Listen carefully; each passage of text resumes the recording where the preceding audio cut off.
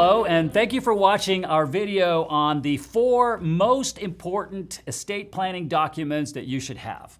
Now, if I were to ask people, tell me the most, I'm sure many of you would say it's the will, right? The will is the one that tells who gets what and when and all that, and you would be right.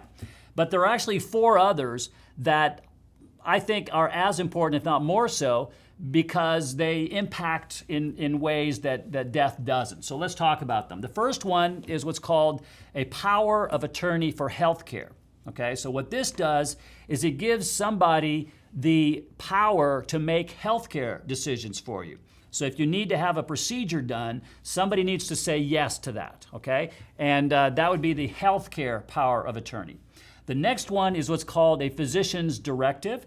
I call that the pull the plug document, okay? That's where you have 2 independent physicians that say that there's no recovery, and so it's okay, and you say you want the plug pulled. This one's very important. We've all seen the stories in the news of somebody that was kept on life support and the family was fighting over how to get them off and the judge was saying no, and they were watching thousands and thousands of dollars just vanish on life support when there was no hope of surviving that. So if some of you morally don't believe in this, I understand, but if you don't have a problem with it, the physician's directive is that document. The next document is one that's called a guardianship document. Okay, so what is that? Well, you recall when you had kids or if you did have kids and you thought to yourself, okay, if we're not around, who's going to take care of the kids? Who's going to wash them, bathe them, take them to school and feed them and drive them around and all that?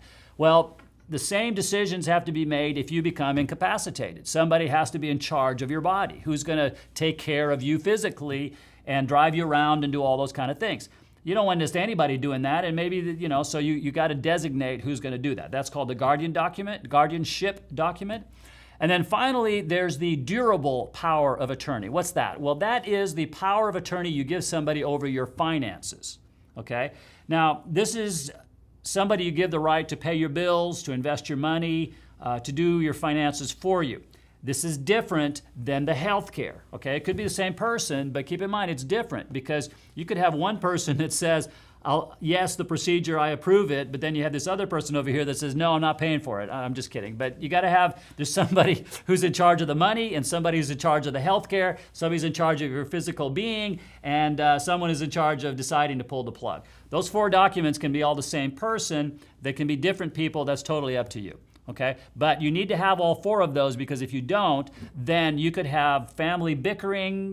We've seen the situation with Casey Kasem that's been in the news recently, and many others where families have gone to war with each other over these things. Had the documents been in place, the finances, the inconvenience, the emotional trauma would all have been very likely avoided. So I hope this has been helpful for you. Thank you for watching this.